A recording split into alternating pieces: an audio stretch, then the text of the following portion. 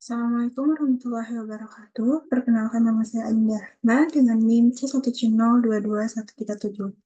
Baiklah, di sini saya akan menjelaskan tentang konsep keperilakuan dari psikologi dan psikologi sosial. Pada mata kuliah akuntansi keperilakuan dengan dosen pengampu yaitu Bapak Dr. Yumi Eka Putra, SEMSI. Baiklah, untuk materi yang pertama yaitu ada sikap. Sikap adalah suatu hal yang mempelajari mengenai seluruh tendensi tindakan, baik yang menguntungkan maupun yang kurang menguntungkan, tujuan manusia, objek, gagasan, atau situasi. Yang pertama yaitu ada komponen sikap. Sikap disusun oleh komponen teori, emosional, dan perilaku. Komponen perilaku mengacu pada bagaimana satu kekuatan bereaksi terhadap objek atau sikap. Yang kedua yaitu ada fungsi sikap. Sikap memiliki 4 fungsi utama, yaitu pemahaman, kebutuhan akan kepuasan, defensif, ego, dan ungkapan nilai. Lalu yang ketiga yaitu ada sikap dan konsistensi.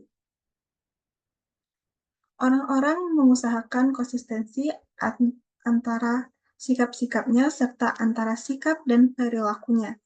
Ini berarti bahwa individu-individu berusaha untuk menghubungkan sikap-sikap mereka yang terpisah dan menyelaraskan sikap dengan perilaku mereka sehingga mereka kelihatan rasional dan konsisten.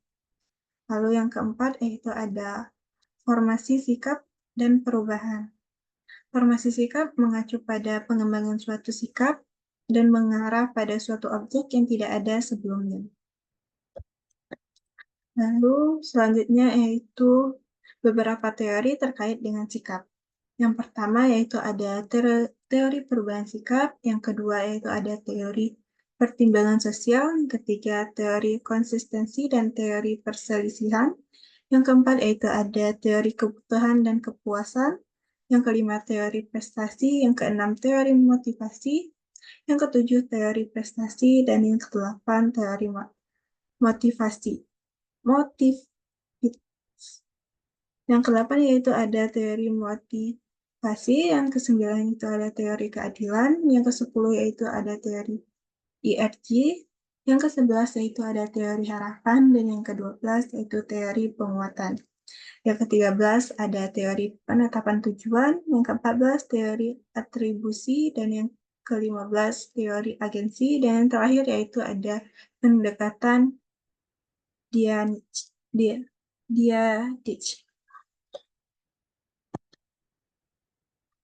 Selanjutnya yaitu ada persepsi. Persepsi merupakan suatu proses yang melibatkan pengetahuan sebelumnya dalam memperoleh dan menginterpretasikan stimulus yang ditunjukkan oleh panca indera, di mana faktor-faktor yang mempengaruhi di mana ada faktor-faktor yang mempengaruhi persepsi, faktor dalam situasi, faktor dalam pemersepsian, dan faktor pada target. Satu yaitu rangsangan fisik PS kecenderungan individu. Rangsangan fisik adalah input yang berhubungan dengan perasaan seperti penglihatan dan sentuhan. Sedangkan kecenderungan individu meliputi alasan, kebutuhan, sikap, pelajaran dari masa lalu, dan harapan. Lalu yang kedua ada pilihan, organisasi, dan penafsiran rangsangan. Ketika rangsangan merupakan suatu yang membingungkan, maka orang-orang akan menginterpretasikan rangsangan tersebut ke dalam suatu yang konsisten dan kebutuhan, sikap, dan kondisi internal mereka. Yang ketiga terkaitan persepsi bagi para akuntan. Perilaku para akuntan dapat menerapkan pengetahuan persepsi terhadap banyak aktivitas organisasi. Yang keempat, persepsi orang membuat penilaian mengenai orang lain.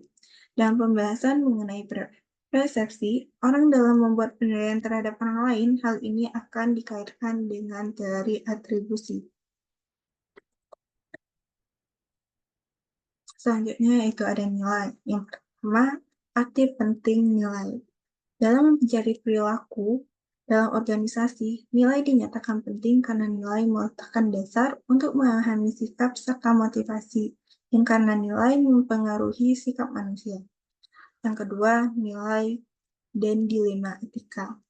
Permasalahan profesi akuntansi sekarang ini banyak dipengaruhi masalah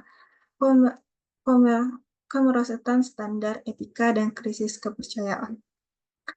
Yang ketiga yaitu nilai-nilai sepanjang budaya. Sejak dini, anak-anak di Amerika diajarkan mengenai nilai-nilai individualisme dan keunikan. Selanjutnya yaitu ada pembelajaran. Pembelajaran adalah proses di mana perilaku baru diperlukan.